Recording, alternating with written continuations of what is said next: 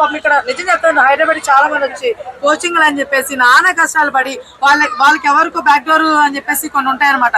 డబ్బులు కడితే అంత చేపిస్తాం, ఇట్లా తొందరగా జాబ్లు ఇప్పిస్తాం, అది అని చెప్పేసి వాళ్ళ మాటలు నమ్మి ఇంట్లో వాళ్ళ ప్రెజర్ తట్టుకోలేక, ఇవన్నీ ఇంట్లో వాళ్ళ ప్రెజర్ తట్టుకోలేక డబ్బులు ఇట్లాగా ర్యాపిడోలు కూడా కొంతమంది అయితే పాపం అంటే ఇంట్లో చెప్పలేక జాబ్ చేయట్లేదని చెప్పలేక డబ్బులు పంపించాలి, ఎలా అయితే ఏముందిలే అని చెప్పేసి కొంతమంది అయితే నిజం చెప్తున్నాను ర్యాపిడోలు కొట్టేసి నేను ఇక్కడ ఒక జాబ్ చేస్తున్నాను లేమని చెప్పి అబద్ధాలు చెప్పుకొని నిజం చెప్తాను ఫుల్ ఫ్లెడ్జ్డ్గా వాళ్ళు అన్నం కూడా తినట్లేదండి మంచిగా. ఇలాంటి వాళ్ళు కూడా నేను చూసానండి, నాకు తెలిసిన వాళ్ళని కూడా చూస్తున్నాను. నేను చాలా కష్టాలు పడుతున్నారు, చాలా సఫర్ అవుతున్నారు.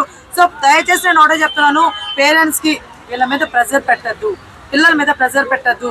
నాన్న మేము ఉన్నాము నువ్వేం చేసినా మేము ఉన్నాము అని చెప్పి ఒక చిన్న ఒక ధీమా వాళ్ళకి ఇస్తే నిజం చెప్తున్నాను ఏదైనా వాళ్ళు సాధించగలుగుతారు.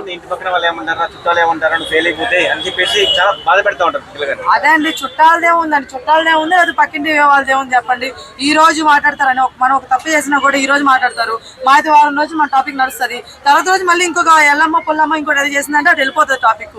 అలాంటి వాళ్ళ కోసం మనం చెప్పండి, అలాంటి వాళ్ళ కోసం మన పిల్లల ప్రాణాలు పోగొట్టుకోవాలా చెప్పండి? అవసరం లేదు కదండి. నేను అదే చెప్తున్నాను, ఫైనల్గా ఏం చెప్తున్నా అంటే ఫెయిల్ అయిన వాళ్ళు ఎవరు కూడా ఏ పిల్లలైనా సరే ఇంటర్ వాళ్ళు అవ్వచ్చు, లేకపోతే కొంతమంది జాబులు లేక కూడా కొంతమంది చనిపోతూ ఉన్నారు. సో ఇలాంటివన్నీ చేయొద్దు, తప్పుడు నిర్ణయాలు తీసుకోవద్దు. ఎందుకు చెప్తున్నానంటే ఈ మాట, లైఫ్ బ్రదర్ ఎవరైనా సరే అమ్మాయినా అబ్బాయినా సరే ఒక్కసారి వస్తుంది జీవితం అనేది, మనిషి జీవితం అనేది. నెక్స్ట్ నువ్వేంటనేది కూడా తెలియదు నీకు, లిటరల్ చెప్తున్నాను. సో ఉన్న జీవితాన్ని హ్యాపీగా గడుపు. ఇంకో విషయం ఏందిరా అంటే ఇది కూడా చెప్తున్నాను, నీకు ఒక కష్టం వస్తుంది, ఈ కష్టాన్ని నువ్వు ఫేస్ చేసి కొంచెం తట్టుకొని నువ్వు ముందుకెళ్ళావంటే ఖచ్చితంగా నీకు సక్సెస్ అనేది ఉంటుంది. ఈ కష్టాన్ని ఫేస్ నువ్వు భయపడిపోయి ఈ రోజు నువ్వు చచ్చిపోతే నిజం చెప్తున్నావు తర్వాత లైఫ్ ఎండ్ అనేది ఏం ఉండదు. కానీ ఒకటి చెప్తున్నాను, దేవుడు కష్టం ఇచ్చాడు, నాకు ఇదే కష్టం ఇస్తున్నాడంటే చాలా రాంగ్. ఖచ్చితంగా మార్పులు ఉంటాయి, ఫ్యూచర్లో మంచి సక్సెస్ ఉంటుంది. ఈ కష్టమైన ఫేజ్ని కొన్ని రోజులు ఇస్తాడు, దాన్ని నువ్వు దాడి చూడు, నిజంగా బ్యూటిఫుల్ లైఫ్ ఉంటుంది. కాబట్టి ఆడవాడికో ఈడవాడికో ఇంకోటి ఏదో అనుకుంటాడని అస్సలు మీరు భయపడదు, ఇదే చెప్తున్నాను నేను. ఎవరు భయపడద్దు, నిజం చెప్తాను. ఇంకో విషయం, ఇంకా ప్రెజర్ ఏమన్నా ఉందా మీకు, వెళ్ళిపోండి, బయటకు వెళ్ళిపోండి, ఎక్కడికైనా దూరంగా వెళ్ళిపోండి. వాళ్ళకి కొన్ని రోజులు దూరంగా వెళ్ళిపోయి హ్యాపీగా ఎక్కడ కూడా బతికేసి ఎందుకన్నా సంపాదించుకోండి, మీకు నచ్చిన పని చేసుకుంటూ సంపాదించండి. తర్వాత రండి, మీరు సక్సెస్ అవ్వకుండా ఉండరు, ఖచ్చితంగా అవుతారు. దాని తర్వాత రండి ఇంటికి తిరిగి, అప్పుడు రండి, అప్పుడు చూపించండి మీరేంటనేది. అంతేగాని చచ్చిపోవడం అనేది కరెక్ట్ కాదు, తప్పుడు నిర్ణయాలు తీసుకోవద్దండి.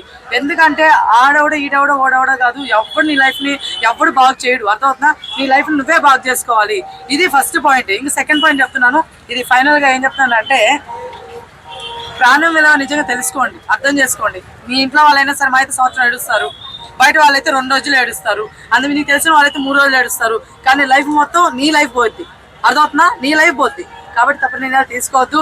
దయచేసి పిల్లలు మీకే చెప్తున్నాను, పిచ్చి నిర్ణయాలు తీసుకోకుండా ఫెయిల్ అయినా పర్లేదు, నెక్స్ట్ మళ్ళీ సప్లిమెంటరీ ఉంటుంది, దాన్ని మీరు రాసుకోండి.